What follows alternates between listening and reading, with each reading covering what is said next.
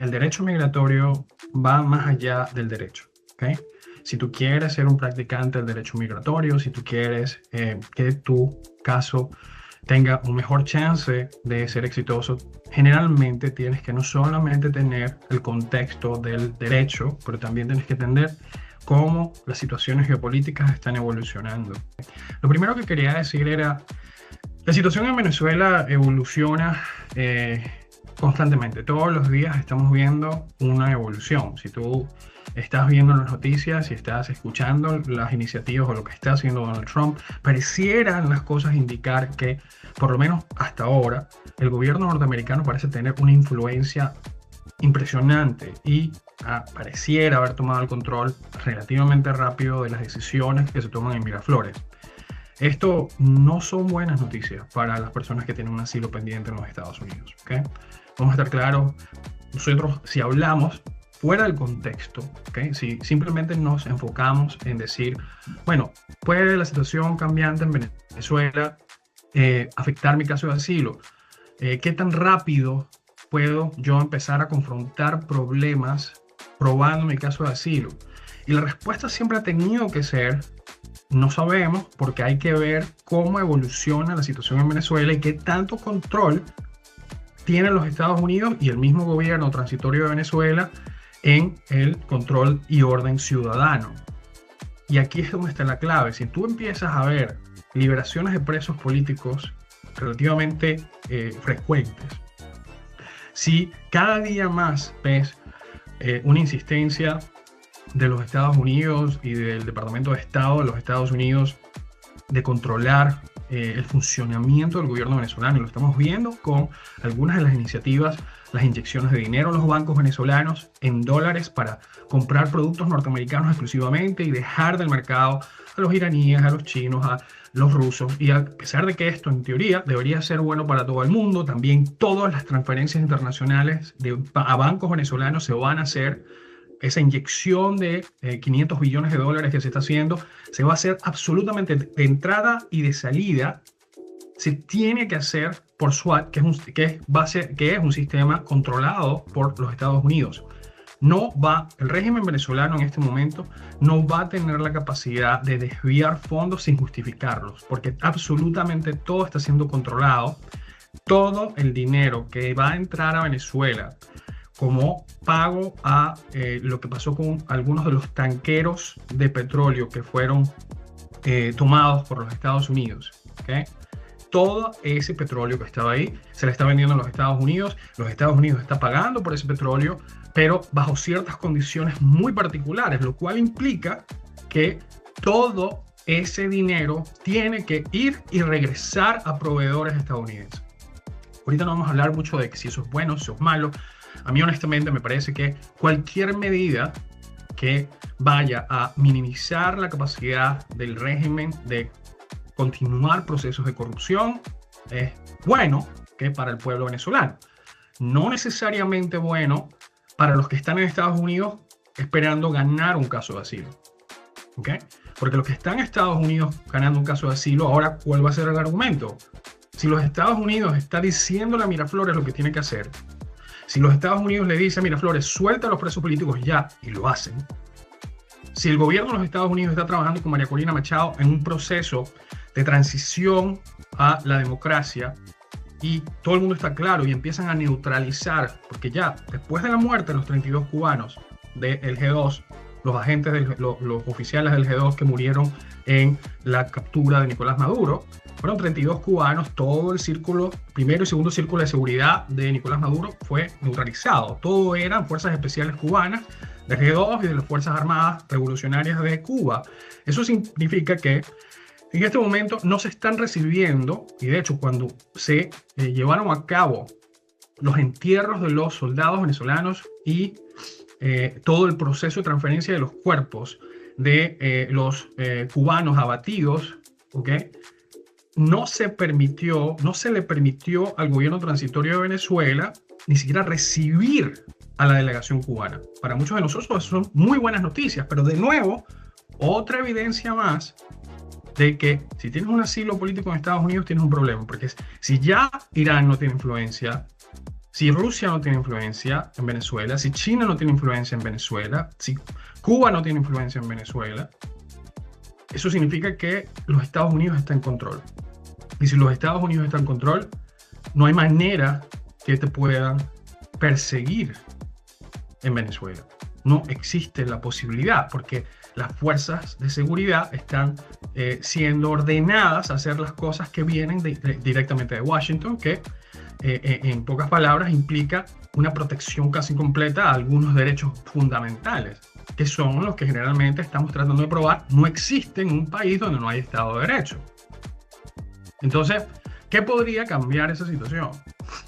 ¿Qué podría cambiar la situación de un venezolano que tiene un caso de asilo a pesar de todo lo que pareciera estar ocurriendo ahorita en Venezuela? Y de nuevo, esto puede cambiar mañana. Mañana puede empezar una guerra de guerrillas.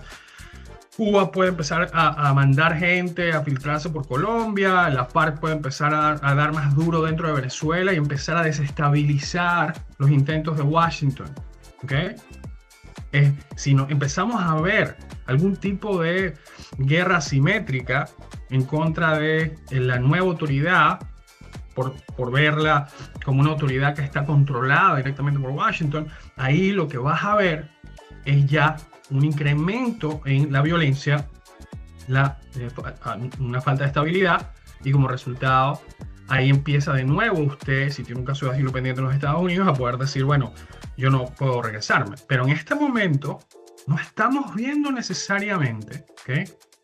Salvo los primeros 2-3 días, donde hubo una movilización de grupos paramilitares, conocidos como obviamente como los colectivos, no hemos visto esa movilización, más bien hemos visto a las diferentes autoridades del régimen pasado, que todavía están sirviendo en alguna capacidad en el nuevo régimen, diciendo, vamos a hablar, vamos a dialogar, vamos a sentarnos, no vamos a hacer nada, vamos a sanar. Esto, de nuevo, no son palabras que van a ayudar tu caso de asilo. Y de nuevo, si eres venezolano como yo, probablemente todos estamos contentos de que no veamos un desato, una explosión de violencia en Venezuela, y que pareciera que la transición va a ser relativamente pacífica. Pero de nuevo, si definimos lo que es bueno, lo que es malo, no por lo que le conviene al pueblo venezolano, sino de repente nosotros estamos pensando más en, bueno, nuestro grupo familiar, oye, mi familia ya se acostumbra a estar aquí, no nos queremos ir, tenemos este caso de asilo desde hace 10 años, ¿verdad? Ahí entonces empiezan otros elementos. Entonces, algunas personas hablan de este caso, de los casos de asilo humanitario. Y claro, si bien es cierto que en algunos momentos, ¿okay?, en la evolución estatutaria o en la evolución de prácticas de cómo se implementa o cómo se adjudican los casos de asilo en los Estados Unidos, hemos visto olas donde estos famosos asilos humanitarios, que más consideran, bueno, tú has estado aquí por 15 años, ya tú te reasentaste aquí, ¿cuáles serían las consecuencias de mandarte a Venezuela? Lo que dijiste en tu asilo era verdad en ese momento, así no sea verdad ya. A pesar de que en teoría no tienes un miedo razonable de retorno, hay otras consideraciones que los Estados Unidos puede, a su discreción, decidir que a pesar de que en teoría no tienes un miedo razonable de retorno, ellos puedan encontrar una manera de justificar dejarte quedar en los Estados Unidos bajo una figura del asilo. Sin embargo, bajo esta administración lo dudo. En todo caso, lo que yo espero ver es una coordinación como reloj suizo de los Estados Unidos con Venezuela para empezar un proceso de repatriación masiva de cualquier venezolano que tenga una orden final de deportación, que esté detenido, que no pase una entrevista de medio creíble. Creo que eso es más lo que pareciera, estamos moviéndonos un poco más hacia allá. Y en algunas instancias, y esto es muy preocupante, venezolanos que tienen casos pendientes de asilo, que entraron por frontera, están recibiendo cartas informándoles que van a ser enviados a un tercer país para que se procese su caso de asilo en ese país, en el proceso, en el sistema de asilo de ese país. ¿Cuáles son de los dos de los países con los que los Estados Unidos han entrado en acuerdos bilaterales? Uganda y Ecuador. Entonces, muchas personas que están en corte están recibiendo, que tenían ya fechas finales de corte, están recibiendo notificaciones diciéndole, necesitamos otra corte para explicarle, o ni siquiera te vamos a una corte, te estamos diciendo, ¿okay?, que a pesar de que tú en 2 años tienes pautado tu caso de asilo, porque eso es lo que dice el sistema de OIR, hemos decidido mandarte a Ecuador y que ellos se encarguen de tu asilo ya. Muchas gracias. Y entonces ahora hay que empezar a pelear eso. Y eso es otra pelea completamente diferente. Y una pelea muy difícil de ganar porque los jueces, en este momento, que muchos de los jueces de inmigración están empezando a ser temporales o acaban de ser nombrados, se les dieron pautas muy claras. Ellos saben que las personas que están sustituyendo, los jueces de inmigración que fueron votados, y que ahora estos jueces temporales de inmigración están sustituyendo, los jueces temporales saben por qué despidieron a los jueces que estaban antes. Porque tenían índices muy altos de asilo, de aprobación de asilo. Entonces, ¿tú crees que qué va a pasar ahora? Salidas voluntarias van a empezar a aumentar. Los jueces van a empezar a presionarte para que aceptes una salida voluntaria durante tu caso de asilo. No te dejen presentar suficiente evidencia. Te den 1 hora o 2 horas para presentar todo un caso, lo cual es casi imposible.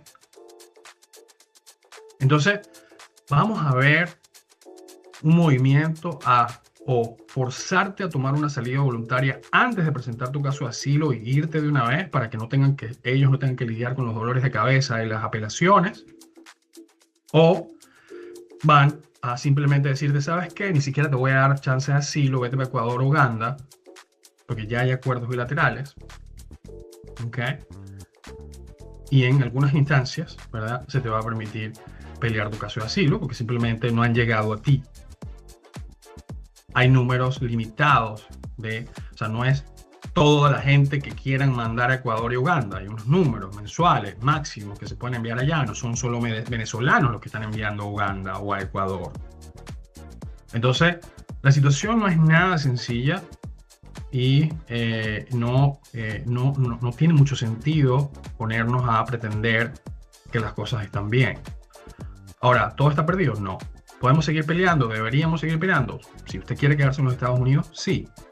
Vamos a tener que volvernos muy creativos, siendo obviamente siempre éticos, pero vamos a tener que volvernos muy creativos porque los caminos no están trazados.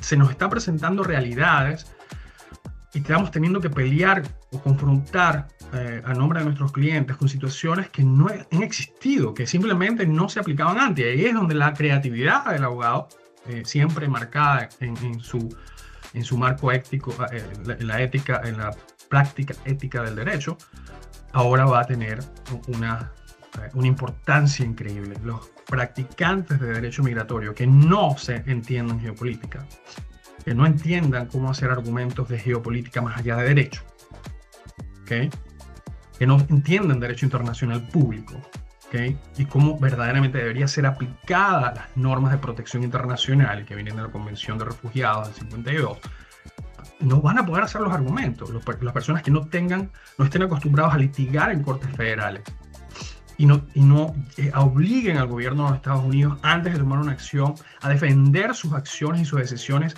bajo un marco jurídico en una corte federal de primera instancia. Si tú eres abogado de migración ahorita, tienes que saber derecho migratorio, tienes que saber geopolítica, tienes que saber derecho internacional público, tienes que saber todo lo que es civil procesal federal, tienes que estar admitido en alguna, por lo menos en 1 o 2, ¿verdad?, cortes federales de primera instancia, cortes de distrito. O sea, porque si no, no vas a tener en tu caja de herramientas todas las herramientas para poder solventar o confrontar los retos que tu cliente va a tener en este momento. Porque además, muchísimos de esos retos son retos creados por un marco ficticio que no está en línea con las regulaciones que están publicadas. Entonces, literalmente estás piloteando un avión ciego y tratando de no chocarlo contra la montaña. Entonces, lamento ser quizá tan gráfico cuando viene a describir lo que es la situación en este momento, pero creo que es importante que lo entendamos.